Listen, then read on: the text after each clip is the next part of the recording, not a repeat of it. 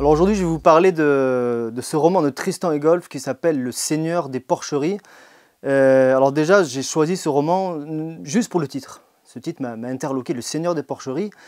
Ce roman, en fait, raconte l'histoire, quelque part du début à la fin, de la vie de John Kaltenbrunner. Alors John Kaltenbrunner, c'est un Américain qui vit dans une petite ville moyenne du Midwest américain. Et on peut dire qu'il n'a pas beaucoup de chance dans sa vie, et ce dès le départ. Le Seigneur de Porcheries donc retrace son itinéraire depuis son enfance, où en fait, quelque part, c'est un inadapté.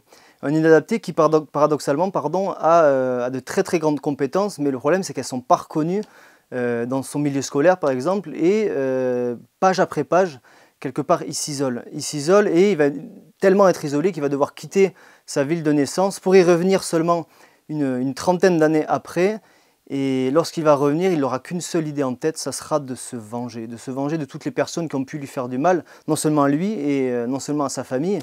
Et pour cela, il va se faire engager comme éboueur dans sa ville. Éboueur, d'où le Seigneur des Porcheries, d'où son nom. Et en tant qu'éboueur, il va mener tout un plan machiavélique, quelque part, pour se venger et faire payer toute cette petite communauté villageoise. J'ai beaucoup aimé ce roman.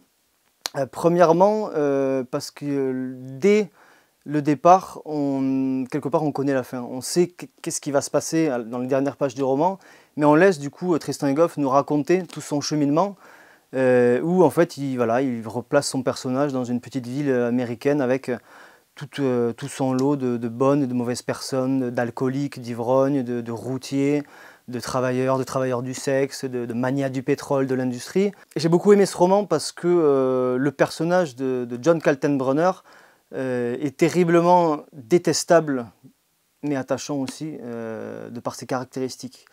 Ce roman aussi, il est intéressant parce qu'il montre qu'un inadapté dans une société peut aussi, quelque part, avoir son heure de gloire et utiliser ses compétences, ses caractéristiques, sa personnalité pour servir un dessin qui est complètement détonnant. Je l'ai aimé aussi pour une raison simple, c'est que si vous aimez la destruction, si vous aimez les plans très très détaillés pour savoir par exemple comment saboter des machines ou comment réussir à transformer une petite ville paisible des États-Unis en un immense tas d'ordures, vous allez trouver ça très très très jouissif.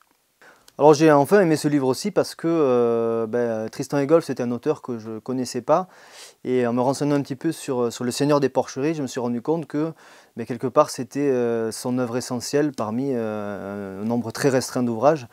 Tristan Egolf étant mort très très jeune et n'a pas publié beaucoup de romans, et j'ai voulu lire un petit peu son chef-d'œuvre, Le Seigneur des Porcheries.